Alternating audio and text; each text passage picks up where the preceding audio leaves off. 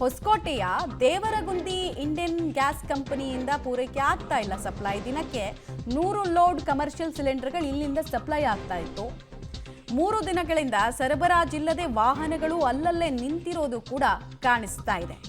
ಆಸ್ಪತ್ರೆಗಳಿಗೆ ಮಾತ್ರ ಪೂರೈಕೆ ಆಗ್ತಾ ಇದೆ ಕಮರ್ಷಿಯಲ್ ಸಿಲಿಂಡರ್, ಯಾಕಂದರೆ ಇದು ನೆಸೆಸಿಟಿ ಸರ್ವಿಸಲ್ಲಿ ಬರುತ್ತೆ ಆಸ್ಪತ್ರೆ. ಹೀಗಾಗಿ ಪ್ರಯಾರಿಟಿಯಾಗಿ ಸರ್ಕಾರ ಹೇಳಿದೆ, ಒಂದು ಗ್ರಾಹಕರಿಗೆ ತಲುಪಬೇಕು, ಮನೆ ಮನೆಗೆ ಗ್ಯಾಸ್ ತಲುಪಬೇಕು, ಅದನ್ನು ಮ್ಯಾನೇಜ್ ಮಾಡಿ ಅಂತ ಹೇಳಿದೆ. ಎರಡನೇದು ಇಂಡಸ್ಟ್ರೀಸ್ ಇರ್ಬೋದು, ಉದ್ಯಮಕ್ಕೆಲ್ಲ ಬೇಡ, ಅದು ಬಿಟ್ಟು ಆಸ್ಪತ್ರೆಗಳಿಗೆ ಆದ್ಯತೆಯನ್ನು ಕೊಡಿ ಅಂತ ಅವರು ಪ್ರಯಾರಿಟಿ ವೈಸ್ ಹೇಳಿರೋದ್ರಿಂದ ಅಲ್ಲಲ್ಲೇ ನಮಗೆ ದೊಡ್ಡ ದೊಡ್ಡ ಟ್ರಕ್ಗಳೆಲ್ಲ ನಿಂತಿರೋದು ಕಾಣೋದಕ್ಕೆ ಸಿಗುತ್ತೆ.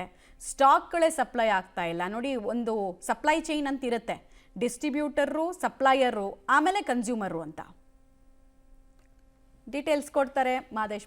ಈಗ ಹೊಸಕೋಟೆ ಚಿತ್ರಣದ ಬಗ್ಗೆ ಏನೇನು ಡೀಟೇಲ್ಸ್ ಇದೆ, ಏನಂತ ಮೆಸೇಜ್ ಬಂದಿದೆಯಂತೆ, ಎಲ್ಲಿ ತನಕ ಈ ಅನಿಶ್ಚಿತತೆ ಅನ್ನೋದನ್ನ ಹೇಳ್ತಾ ಇದ್ದಾರೆ, ಸ್ಟಾಕ್ ಕಟ್ ಆಗಿರೋದ್ರ ಬಗ್ಗೆ ಏನು ಹೇಳ್ತಾ ಇದ್ದಾರೆ ಡಿಸ್ಟ್ರಿಬ್ಯೂಟರ್ಸು ಅಂತ.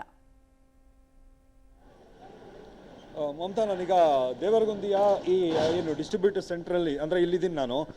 ಇಲ್ಲಿಂದನೇ ನಗರದ ಎಲ್ಲ ಕಡೆಗಳಿಗೂ ಕೂಡ ಕಮರ್ಷಿಯಲ್ ಸಿಲಿಂಡರ್ ಆಗಿರ್ಬೋದು ಅಥವಾ ಡೊಮೆಸ್ಟಿಕ್ ಸಿಲಿಂಡರ್ ಆಗಿರ್ಬೋದು, ಆಟೋ ಗ್ಯಾಸ್ ಆಗಿರ್ಬೋದು, ಎಲ್ಲವೂ ಕೂಡ LPG ಸಂಬಂಧಪಟ್ಟಂಥ ಎಲ್ಲವೂ ಕೂಡ ಇಲ್ಲಿಂದಲೇ ಸರಬರಾಜಾಗಬೇಕು.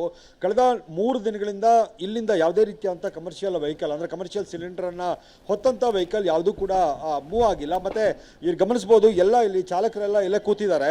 ಇವರೆಲ್ಲರೂ ಕೂಡ ಕಮರ್ಷಿಯಲ್ ಸಿಲಿಂಡರ್ಗಳನ್ನು ಆ ವಾಹನಗಳ ಡ್ರೈವರ್ಗಳು ಇವರೆಲ್ಲರೂ ಕೂಡ ಕಳೆದ 4 ದಿನದಿಂದಲೂ ಕೂಡ ಬೆಳಗ್ಗೆ ಬರ್ತಾರೆ ಮತ್ತು ಸಂಜೆ ಹೋಗುವಂಥದ್ದಾಗಿದೆ. ಇವರಿಗೆ ಕೆಲಸ ಇಲ್ಲದ ಕಾರಣಕ್ಕಾಗಿ ಇಲ್ಲಿ ಕೂರುವಂಥ ಪರಿಸ್ಥಿತಿ ಈಗ ನಿರ್ಮಾಣ ಆಗಿರುವಂಥದ್ದು.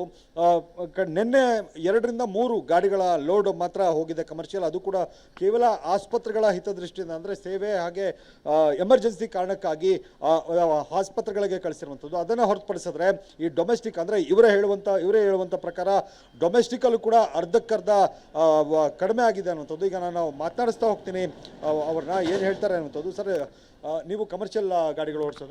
ಡೊಮೆಸ್ಟಿಕ್ ಓಡಿಸೋದು. ನಮ್ಮ ಕಮಿಷನ್ ಇವತ್ತು ಲೋಡ್ ಇಲ್ಲ ಸರ್. ಇವತ್ತಿಲ್ಲ? ಇಲ್ಲ. ಯಾಕೆ? ಡೊಮೆಸ್ಟಿಕ್ಕು ನಿಲ್ಲಿಸಿದ್ದಾರೆ ಸರ್. ಕೊಡ್ತಾ ಇದ್ದಾರೆ, ಯಾರಿಗೆ ಎಮರ್ಜೆನ್ಸಿ ಇದೆ ಅವ್ರಿಗೆ ಮಾತ್ರ ಕೊಡ್ತಾ ಇದ್ದಾರೆ. ಅದು ಕಡಿಮೆ ಆಗಿದೆ. ಸರ್, ನೀವು ಯಾವ ಗಾಡಿ ಓಡಿಸೋದು? ನಾವು ಹನ್ನೊಂದು ಗಾಡಿ, ಏಜೆನ್ಸಿ ಗಾಡಿ. 2 ಗಾಡಿ ಕೊಡತಕ್ಕ 1 ಗಾಡಿ ಕೊಡ್ತಾವ್ರಿ ಡೊಮೆಸ್ಟಿಕ್. ಡೈಲಿ ಎಷ್ಟು ಗಾಡಿ ಓಡಾಡ್ತಿದ್ವಿ? ನಮ್ಮ 3 ಗಾಡಿ, 3 ಗಾಡಿಯಲ್ಲಿ ಇವತ್ತೊಂದೇ ಕೊಡೋದು. 2 ಗಾಡಿ ಇಲ್ಲ, ನಾಳೆ ಮಾಡಬೇಕು. ನಾಳೆ ಮಾಡಬೇಕು. ಎಷ್ಟು ಗಂಟೆಗೆ ಬಂದ್ರಿ? ಬೆಳಗಿಂದ ಎಲ್ಲೇ ಇದ್ದೀರಾ? ಬೆಳಿಗ್ಗೆ 5 ಗಂಟೆಯಿಂದ ಇದ್ದೀವಿ ಇಲ್ಲಿ. ಓಕೆ, ನಾವು ಕಮರ್ಷಿಯಲ್ ವಾಹನ ಚಾಲಕರನ್ನು ಕೂಡ ನಾವು ಮಾತಾಡ್ತೀನಿ. ಸರ್, ನಮಸ್ಕಾರ. ಹೆಂಗಿದೆ ಸರ್ ಪರಿಸ್ಥಿತಿ? ಏನಿಲ್ಲ ಸರ್, ಗ್ಯಾಸ್ ಇಲ್ಲ, ಇಲ್ಲದೆ ಅದಕ್ಕೆ ಎಲ್ಲ ಲೋಡ್ ಕೊಟ್ಟಿಲ್ಲ. ಎಷ್ಟು ಲೋಡ್ ಹೊಡಿತಿದ್ರಿ ನೀವು? 1-2 ಲೋಡ್ ಸರ್. ಇವತ್ತೇನು ಇಲ್ಲ ಸರ್. ಎಷ್ಟು ದಿನ ಆಯಿತು ಈ ಥರ ಲೋಡ್ ಇಲ್ದಂಗೆ? ಶನಿವಾರ ಇದೆ ಸರ್. ಸರ್, ಹೇಳಿ ಸರ್, ನೀವು ಕಮರ್ಷಿಯಲ್ ಸಿಲಿಂಡರ್ ತಗೊಂತಾರೆ? ಕಮರ್ಷಿಯಲ್ ಗಾಡಿ ಡ್ರೈವರು. ಈಗ ಗ್ಯಾಸ್ ಕೊರತೆಯಿಂದ ಕಮರ್ಷಿಯಲ್ ಕೊಡ್ತಾ ಇಲ್ಲ. ಇವತ್ತಿಗೆ 4 ದಿವಸ ಆಗಿದೆ, ಒಂದು ಸಿಲಿಂಡ್ರು ಹೊರಗಡೆ ಬರ್ತಾ ಇಲ್ಲ. ಅದರಿಂದ ನಾವು ವೆಯ್ಟ್ ಮಾಡ್ತಾಯಿದ್ದೀವಿ ಸರ್. 4 ದಿವಸದಿಂದ ವೆಯ್ಟ್ ಮಾಡ್ತಾಯಿದ್ದೀವಿ.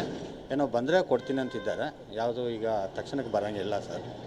ಇಲ್ಲಿ ಮಿನಿಮಮ್ ಒಂದು 150-200 ಗಾಡಿ, 150 ಗಾಡಿ ಅಂತೂ ಕಮರ್ಷಿಯಲ್ ಹೋಗುತ್ತೆ ಡೈಲಿ. ಈಗ ಲೋಡ್ ಇಲ್ಲದ ಕಾರಣ ನಾವೆಲ್ಲ ಇಲ್ಲೇ ಕುಂತಿದ್ದೀವಿ ಸರ್. ಇವತ್ತು ಅಂದರೆ ಯಾವಾಗ ಲಾಸ್ಟ್ ನೋಡಿದ್ದು ನೀವು ಒಂದು ಗಾಡಿ ಮೂವ್ ಆಯಿತು ಅಂತ ನೋಡಿದ್ದು ಯಾವಾಗ? ಲಾಸ್ಟ್ ಶನಿವಾರ ನೈಟ್ ಸರ್. ಶನಿವಾರ ನೈಟ್ ಲಾಸ್ಟು. ಅವತ್ತಿಗೆ ಇಲ್ಲ ಅಂತ ಹೇಳಿದ್ರು, ಗ್ಯಾಸ್ ಇಲ್ಲ ಅಂದರು. ಏನೋ ಇರೋದನ್ನ ಸ್ವಲ್ಪ ಎಲ್ಲರಿಗೂ ಹಂಚ್ಕೊಟ್ಟಿದ್ದಾರೆ.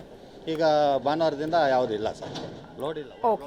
ಓಕೆ, ಇದು ಇಲ್ಲಿನ ಪರಿಸ್ಥಿತಿ ಮಮತಾ. ಅಂದರೆ ಚಾಲಕರೆಲ್ಲರೂ ಕೂಡ ಕೆಲಸ ಇಲ್ಲದೆ ಕೂರುವಂತಾಗಿದೆ. ಈಗ ಡೊಮೆಸ್ಟಿಕ್ಕು ಕೂಡ 3 ಗಾಡಿ ಕಳಿಸ್ಬೇಕಾಗಿರುವಂಥ ಜಾಗಕ್ಕೆ 1 ಗಾಡಿಯನ್ನು ಇವತ್ತು ಕಳಿಸ್ತಾ ಇದ್ದಾರೆ. ಇನ್ನು ಮಿಕ್ಕಿದ್ದು ನಾಳೆ ನೋಡೋಣ ಅನ್ನೋ ಥರದ ಮಾತುಗಳು. ಒಟ್ಟಾರೆ ಪರಿಸ್ಥಿತಿ ಅಂತೂ ಬಿಗಡಾಯಿಸ್ತಾ ಇದೆ ಇಲ್ಲೂ ಕೂಡ ಮಮತಾ. ರೈಟ್, ಧನ್ಯವಾದ ತಮ್ಮೆಲ್ಲ ಮಾಹಿತಿಗಾಗಿ. ಸಂಪನ್ಮೂಲಗಳನ್ನು ಬೇಕಾಬಿಟ್ಟಿಯಾಗಿ ಬಳಸಬೇಡಿ ಅನ್ನೋದರ ಪರಿಣಾಮನೇ ಇದು ಅಂತ ಕೇಂದ್ರ ಸರ್ಕಾರ ಹೇಳ್ತಾ ಇದೆ, ಮ್ಯಾನೇಜ್ ಮಾಡೋದಕ್ಕೆ ಹೇಳ್ತಾ ಇದೆ. ಇದು ಇಲ್ಲಿಗೆ ಸೀಮಿತ ಆಗಲ್ಲ, ನೆಕ್ಸ್ಟು ರೇಷನ್ ಸಿಸ್ಟಮ್ ಬಂದರೂ ಬರಬಹುದು. ನಾವು ಹಿಂದೆ ಯುದ್ಧ ಕಾಲದಲ್ಲೆಲ್ಲ ಕೇಳ್ತಾ ಇದ್ವಿ, ರೇಷನ್ ಸಿಸ್ಟಮ್ ಮೂಲಕ ಎಲ್ರಿಗೂ ಆಹಾರ ಮತ್ತು ಇತರೆ ಫುಡ್ ಸಪ್ಲೈ ಚೈನ್ಗಳು ವರ್ಕ್ ಆಗಿದ್ವು ಅಂತ. ಅದು ಬಂದರೂ ಬರ್ಬೋದು, ಹೇಳೋಕ್ಕಾಗಲ್ಲ.